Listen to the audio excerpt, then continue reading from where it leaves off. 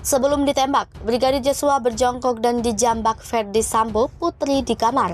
Keji, detik-detik penembakan Brigadir J, Irjen Ferdi Sambo jambak rambut Yosua dan suruh dia jongkok. Baradae diperintahkan untuk menembak dan Baradae mengaku dia tembak sampai 3 kali. Dalam posisi itu ada perintah dari Sambo kepada si Richard, "Woi, sekarang tembak, woi, tembak, woi." Ya, namanya perintah ya Richard ya ketakutan. Karena kalau Richard nggak nembak, mungkin dia yang ditembak. Kalau ditembak dulu setelah meninggal baru disiksa, itu bahaya sekali. Karena apa? Pelakunya psikopat, gangguan jiwa berat, dan bisa menyebabkan dia lepas dari segala tuntutan hukum. Saya rasa besar kemungkinan, kalaupun ada asumsi penyiksaan dulu baru penembakan. Tapi kalau ditembak dulu baru disiksa, itu psikopat pelakunya. Ya, gangguan jiwa berat. Ketika kemudian udah mulai adem, ya kan?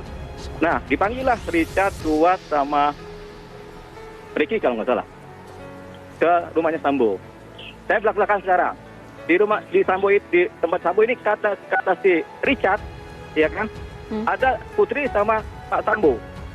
Putri sama Pak Sambo ini kemudian menawarkan uang kepada, ini kan ceritanya dia ke saya, ya kan, menawarkan uang sejumlah kepada Richard itu setelah beberapa hari ya, karena udah mulai adem kan, senilai 1 miliar rupiah.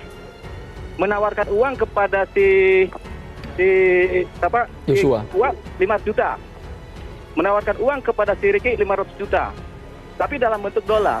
Uangnya ditunjukin, tapi dijanjikan oleh Sambo, kalau semua udah beres, udah kamu SP3 karena kamu bela paksa, nanti kan diproses SP3 nih. Karena bela paksa, udah beres, nanti baru uangnya 1 bulan kemudian dikasih sebagai uang buat kamu lah, buat kamu happy kan gitu kan. Itu dia. Tapi uang itu nggak pernah dikasih sampai sekarang. Pembunuhan terhadap Brigadir Joshua atau mantan Kadif Propam Polri, Irjen Pol Ferdi Sambo terbilang sadis. Sebelum ditembak, Barada Richard Eliezer atau Baradae Brigadir Joshua dalam posisi berlutut dijambak Ferdi Sambo. Hal itu diungkap M. Burhanuddin, mantan kuasa hukum Barada Richard Eliezer, yang ditayangkan Indonesia Lawyer Club Minggu 14 Agustus 2022. Burhanuddin menjelaskan sebelum terjadi penembakan terhadap Brigadir Joshua di rumah dinas Ferdi Sambo di Duren 3 Jakarta Selatan sudah ada 4 orang.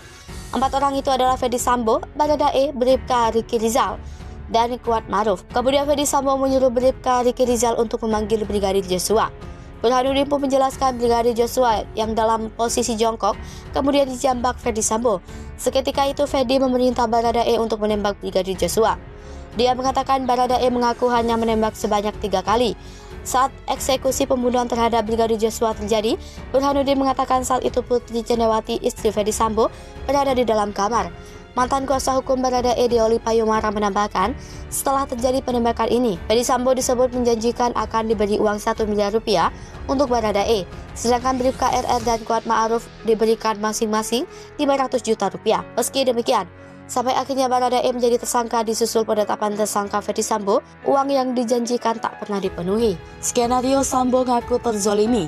Inilah 5 orang penting ditemui usai membunuh Brigadir J. Skenario Sambo satu persatu semua terpatahkan sejak awal ingin membuat cerita sebagai jenderal yang terzolimi.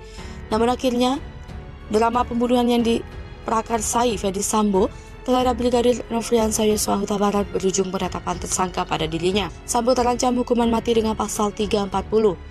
Sosok Irjen Fadil Imron dan Ferdi Sambo. Kasus kematian Brigadir J yang awalnya penuh kejanggalan mulai terang benderang. Sebelumnya, Ferdi Sambo begitu jeli menuliskan skenario kematian ajudannya sendiri. Terbukti, skenario buatan Ferdi Sambo mampu membius sederet sosok penting di negeri ini hingga mempercayai ceritanya. Ya, usai membuat naskah pembunuhan yang menewaskan Brigadir J, Ferdi Sambo keluar dari rumahnya di Duren 3 Jakarta Selatan dengan persiapan matang. Tega menghabisi nyawa Brigadir J pada 8 Juli 2022. Ferdi Sambo lantas bergerak mendatangi beberapa tokoh kenalannya di tanggal 11 Juli 2022. Di hari itu, Ferdi Sambo mengadukan nasib pilu kebohongan hidupnya dan istrinya, Putri Cendrawati. Tak cukup hanya bercerita, Ferdi Sambo nyatanya tak ragu mengeluarkan air matanya Kurang lebih di depan 5 tokoh penting, Ferdy Sambo menangis jadi-jadinya. Kala itu Ferdy Sambo berharap hibah atas peristiwa karangan yang dialami istrinya. Belakangan diketahui air mata buaya Ferdy Sambo itu hanya jadi alat untuk menjebak kenalannya dalam jebakan psikologis. Cerita tersebut disampaikan Menko Polhukam Mahfud MD.